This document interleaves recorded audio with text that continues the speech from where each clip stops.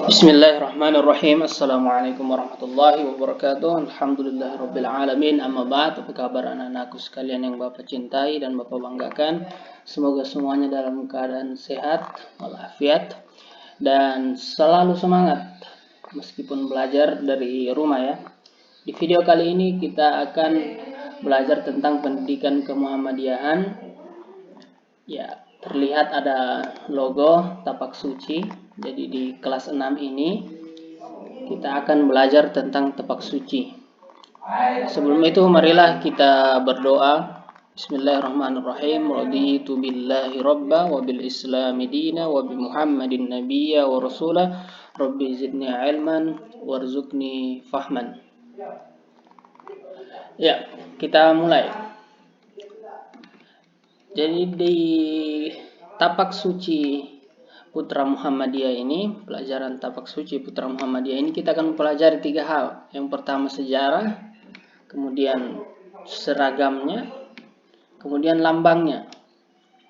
Sebelum masuk ke sejarah, seragam dan lambang, kita ada sedikit pendahuluan, yaitu tentang bela diri tapak suci Muhammadiyah itu, atau dikenal juga dengan tapak suci berasas Islam, yang maksudnya bersumber dari Al-Quran dan Sunnah dan berjiwa persaudaraan. Tapak suci didirikan di Yogyakarta pada tanggal 10 Rabiul Awal 1383 Hijriah atau bertepatan dengan tanggal 31 Juli 1963 Masehi. Tapak suci memiliki moto, dengan iman dan akhlak saya menjadi kuat, tanpa iman dan akhlak saya menjadi lemah. Organisasi ini atau tapak suci berkiprah sebagai organisasi pencaksilat yang menginduk kepada Ikatan Pencaksilat Indonesia. Ya, kita mulai dari sejarahnya, sejarah tapak suci Muhammadiyah. Pada tahun 1921 Masehi, 2 kakak beradik, kakaknya yang bernama Dimyati dan adiknya M. Wahib berguru kepada seorang pendekar besar, Kiai Haji Bushra Syuhada, dan juga Syuhada yang bertempat di Banjarnegara. Kalau kakak beradik Dimyati ini dari Kauman, dari Yogyakarta. Kalau dari Yogyakarta ke Banjarnegara itu kurang lebih 3 jam ya, 3 jam. Kalau sekarang kurang lebih 3 jam. Di waktu dulu mungkin bisa lebih lama karena kendaraannya yang terbatas. Kalau sekarang menggunakan mobil kurang lebih ya 3 jam. Kemudian pada saat berguru, Kiai Haji Bushra Syuhada meminta kepada muridnya, murid kakak beradik tadi Dimyati dan M. Wahib, untuk memperdalam ilmu bela dirinya. Dimyati sang kakak disuruh, ya, sang guru bilang untuk pergi mendalami ilmu pencaksilatnya. Sang kakak diperintahkan untuk pergi ke barat dan adiknya ke timur. Kemudian setelah lama bertahun-tahun pergi, mereka kembali ke Kauman, Yogyakarta, sang adik dan kakak ini. Setelah mereka kembali pada tahun 1925 Masehi, atas restu atau atas izin gurunya Kiai Haji Bushra Syuhada, kakak beradik Dimyati dan Wahib resmi mendirikan perguruan mereka, yaitu perguruan Kauman atau dikenal juga dengan perguruan Cikauman.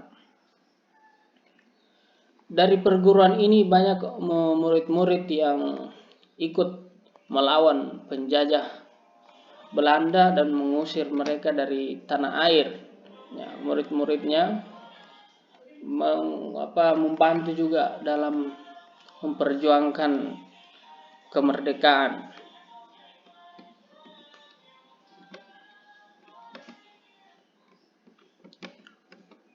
Setelah itu, 2 bersaudara kakak Dimyati dan M. Wahid, sang adik,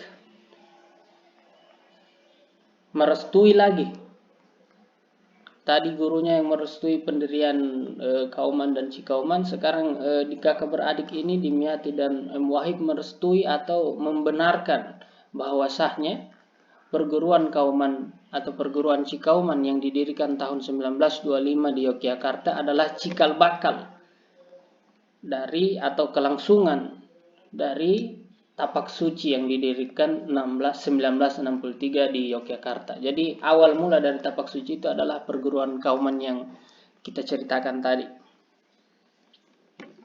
Jadi pada tanggal 10 Rabiul Awal 1383 Hijriah atau 31 Juli 1963, yaitu bertepatan dengan lahirlah Tapak Suci ketika itu, yang sekarang juga kita kenal dengan Tapak Suci Putra Muhammadiyah. Yaitu penjelasan dari sejarah singkat tentang Tapak Suci. Setelah menyaksikan penjelasan di atas, jawablah pertanyaan Bapak berikut. Yang pertama, apakah asas atau dasar dari Tapak Suci Putra Muhammadiyah? Kemudian tuliskan tanggal berdirinya dan sebutkan moto dari Tapak Suci. Itu sekian video kali ini.